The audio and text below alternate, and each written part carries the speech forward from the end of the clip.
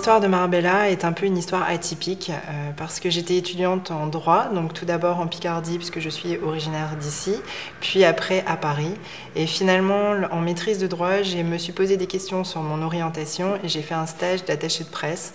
Et c'est lorsque j'ai rencontré une journaliste qui portait des petits cristaux Swarovski, donc en fait c'était des petites pierres très simples posées sur le corps, que j'ai eu un véritable coup de foudre. Ça a été une passion pour moi de me dire, mais finalement nous pouvons créer des bijoux sur la peau sans attache. Et donc je suis revenue en Picardie pour développer Marbella.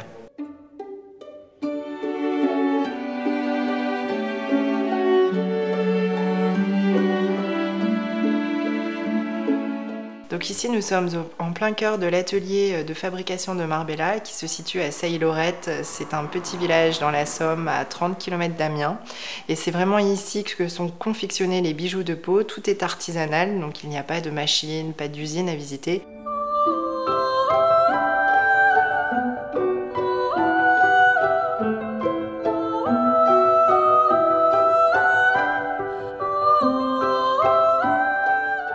Nous avons travaillé pour des belles marques, donc comme Christian Dior, qui a été en fait le début du success story de Marbella. Ça a été un client qui nous a fait et qui nous fait toujours confiance. Puis cette année, nous avons travaillé sur les 120 ans de Swarovski avec un défilé à Shanghai. Donc on voit les pièces qui sont justement ici, qui montrent la pièce sur mesure qui a été réalisée. Également Lancôme, Kenzo, Miss France cette année qui a fait le concours pour Miss Univers et qui a terminé 5e, portait des bijoux de peau Marbella. Donc à chaque fin de projet, on vient un petit peu agrémenter ce mur.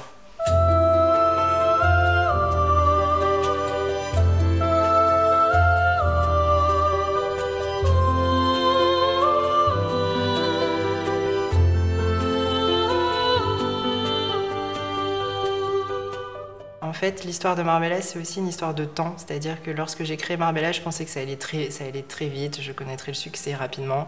Finalement, j'étais peut-être un peu naïve, car créer une société, c'est difficile. Donc il y a des moments quand même où il faut tenir le coup, où il faut être persévérant. Mais c'est vraiment que du bonheur, au final. Et les gens apportent beaucoup. Il y a un vrai élan de solidarité pour ceux qui entreprennent.